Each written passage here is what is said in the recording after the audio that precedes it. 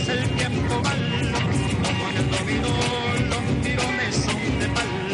Ala, ala, ala, que la soga se revienta, la tierra sueltecita será noticia contenta. Ala, ala, ala, que la soga se revienta, ay, ay, ay, se revienta, se revienta, se revienta.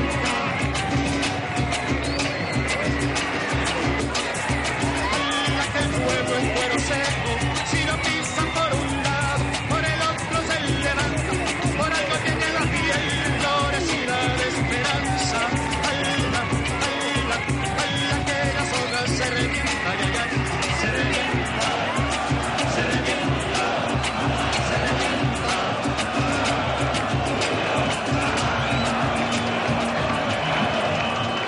Aquí en Venezuela, como en casi toda la América Latina, venía galopando el proyecto del neoliberalismo salvaje, que hay una mano invisible, el mercado que todo lo arregla. Mentira, mentira, 1000 veces mentira. Claro que hay otros caminos, y en Venezuela lo estamos demostrando. He tenido que aguantar las más grandes presiones internacionales, pero no me importa nada. Si algún día me toca bajar al quinto infierno para defender al pueblo bolivariano de Venezuela, pues me iré al quinto infierno a defenderlo de Mandinga. In Caracas, Venezuela today, violence as a means to an end. Venezuelan President Hugo Chavez was forced from office after a controversial 3-year term.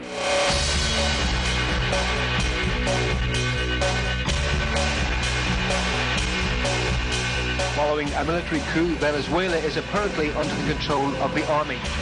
The fate of Chavez himself remains unclear.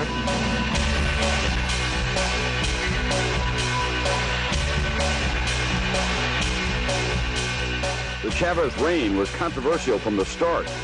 He was critical of the U.S. and a close friend of Fidel Castro.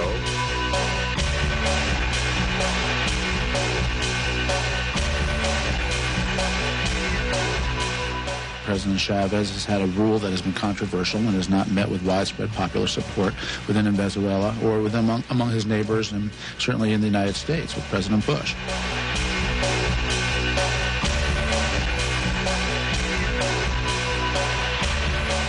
Has already led to the end of an oil production strike, leaving the United States hopeful that a new government will help stabilize Venezuela's oil industry, the world's 4th largest exporter.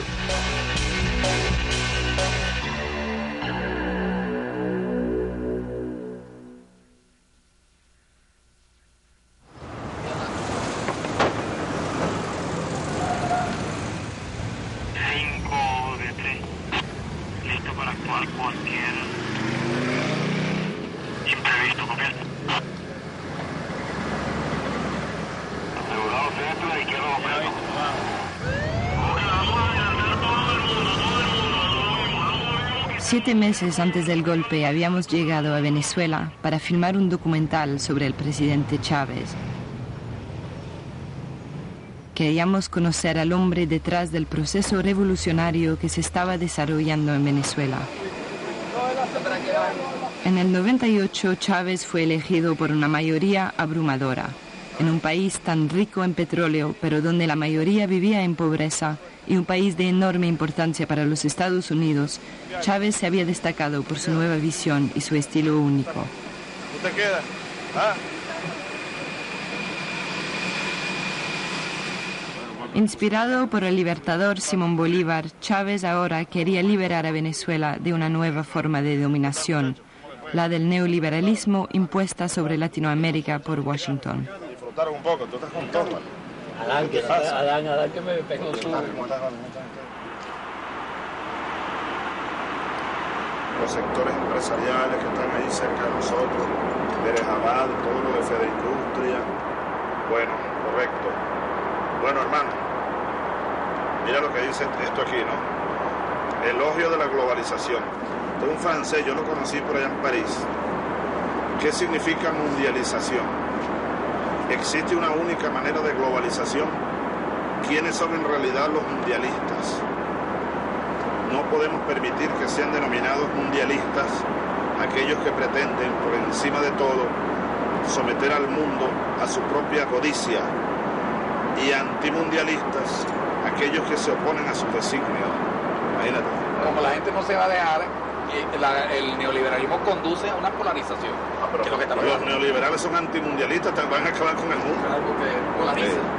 No, y además acabar con el mundo desde el punto de vista real. Gracias, amigo. El pueblo es sabio y paciente, es el decir de los viejos, que al cantar de guacharaca saben calcular el tiempo. Dicen que viene la hora, mira, para ponernos contentos. Se fue Bolívar ayer. Chávez fue democráticamente elegido en el 98. Gran parte de su apoyo venía de las clases humildes que representaban el 80% de la población. Venezuela es el cuarto país productor de petróleo en el mundo, pero solo una minoría había beneficiado de los ingresos. Chávez había prometido redistribuir la riqueza y hacer participar al pueblo en el proceso político. Y el regreso para amarla contra los que se desvelan tan solo por disfrutarla. Y en vez de darle caricias, lo que hacen es manosearla. Vámonos para allá, vamos a hacer encuentro. Vámonos para allá, vamos a hacer encuentro. Vámonos para allá, vamos a hacer encuentro. ¡Bravo!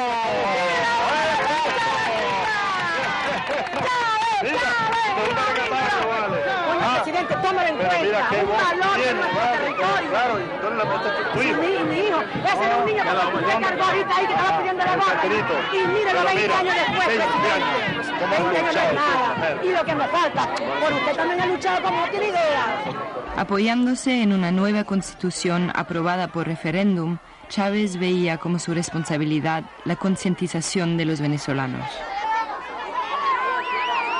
Por allá por los años 60 comenzaron a repartir tierra y títulos, pero nada de crédito, ni de apoyo técnico. Bueno, ¿y qué pasó con los campesinos? No llegó al campesino los beneficios del petróleo y de la riqueza nacional. Pues bien, eso ahora no puede ocurrir de nuevo, y ese es uno de los principios que están contenidos en la Constitución revolucionaria y bolivariana. Pero para eso hace falta la organización popular. Estos muchachos es el equipo nuestro que anda con el presidente. Ya esto me lo llevo yo. Yo le mandé un poco de estos votos y una carta y no se la he entregado. Hablando conmigo es como si estuviera hablando con él. Haga favor y la lea en silencio ahí para ver si está bien. ¿Qué pasó, mi reina? Bueno, yo pasó que yo quiero hablar con él personalmente, porque yo hablando con él me entiende. ¿La dirección está completa aquí? No. Dime la dirección. 4 esquinas. Yo vivo en Las Malvinas. Barrio Las Malvinas. Barrio Las Malvinas. Como parte de su misión de educar y su promesa de formar un gobierno accesible al pueblo, Chávez tenía un programa de radio y televisión todos los domingos, en el que el que lograba comunicarse podía hablar directamente con el presidente.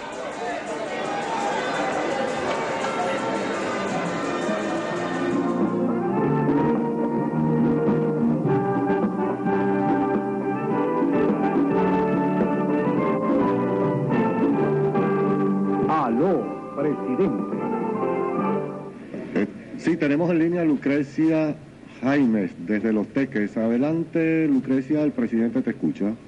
¿Aló? ¿Aló? Aló, sí, aló. Señor presidente. Lucrecia, dime, hola. Muchísimas gracias, señor presidente. Bueno, mi problema es el siguiente, es un problema agrario, señor presidente. Ajá, dime. Me interdictaron para quitarme las tierras de la parte donde yo estoy. y quiero su ayuda. Bueno, Lucrecia, También allí hay unas tierras que nosotros queremos, señor presidente, donárselas a usted para que se hagan beneficio para la comunidad. Mira, Lucrecia, bueno, muchas gracias por tu intención y que forma parte del espíritu de solidaridad que se está despertando por todo el país.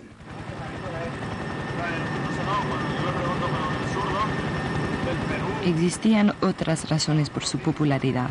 No era blanco ni venía de la clase alta que siempre había gobernado. En el 92 intentó dar un golpe de Estado contra un presidente hoy demandado por corrupción.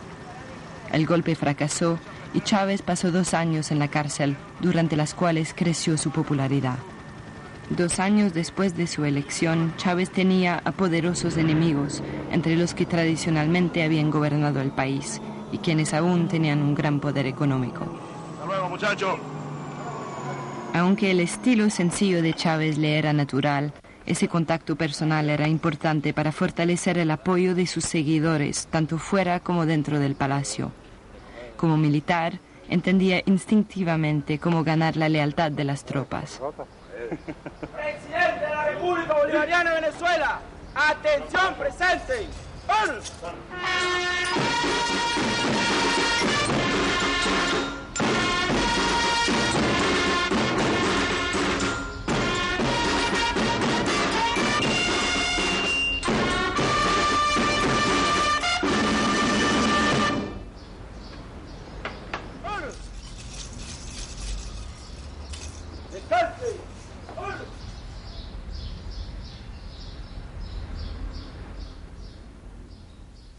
Sí, son bastante, le dan muchos papelitos. Me llama mucho la atención. Todo esto es de la visita que hizo el señor presidente a la parroquia del Valle. Todo eso se procesa. Eso para nosotros eso es una carta, independientemente del tamaño de la carta. O sea, llegan a diario entre 200 y 300 cartas. Deseo un empleo y me gustaría trabajar en una escuela pública. Que Dios lo bendiga, presidente. Pido, por favor, que me ayude a unos bloques de arena, cemento, vigas, cabillas, que quiere arreglar su casa. Nuestras metas es que esta dulcería de Yalí se extienda con el mercado de dulces. Esos son microcréditos, ya. Sí. Instrumentos necesarios junto con el trabajo comunitario. Ahora un segundo ahí para hacer un comentario, fíjate. En muchos otros poderes. Y esto es válido para todos. Yo me he puesto a hacer una encuesta de ustedes que viajan para el interior y les pregunto, mira, ¿cuántos programas fuiste? No, que pasé 2 días por allá. ¿Fuiste a la televisión? ¿Fuiste a la radio a decir algo? ¿Convocaste una ruedita de prensa con los 4 periódicos de allá, bien planificada, repartiste materiales a los periodistas? Que es un problema gravísimo de la revolución. No comunicamos, no sabemos comunicar. ¿Ah? Los logros. Sí, los logros, los planes que están en marcha, incentivar a la comunidad, llamarlos a cooperar y mostrar resultados tangibles, porque lo que todos los días aparece por la prensa es, bueno, que el país se está hundiendo, que aquí no hay gobierno, y manden a alguien adelante, que coordinen, que ustedes llegando, voy para la radio de una vez. Aquí llegó el gobierno revolucionario, la revolución bolivariana, y en la mañana se paran temprano.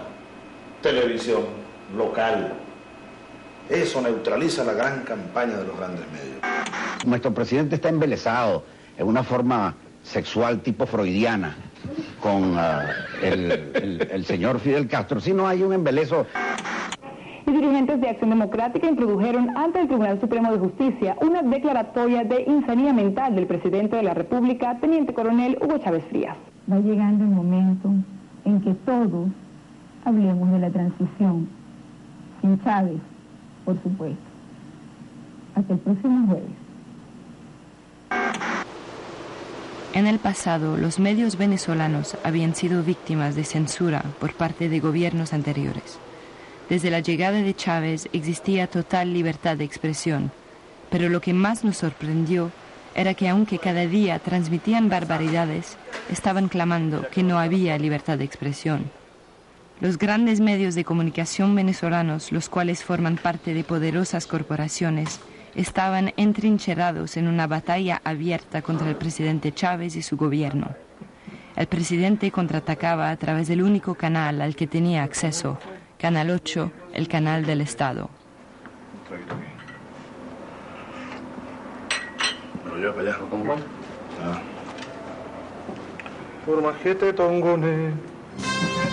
Esta es una transmisión del Ministerio de la Secretaría de la Presidencia de la República Bolivariana de Venezuela, conjuntamente con la Red Nacional de Radio y Televisión.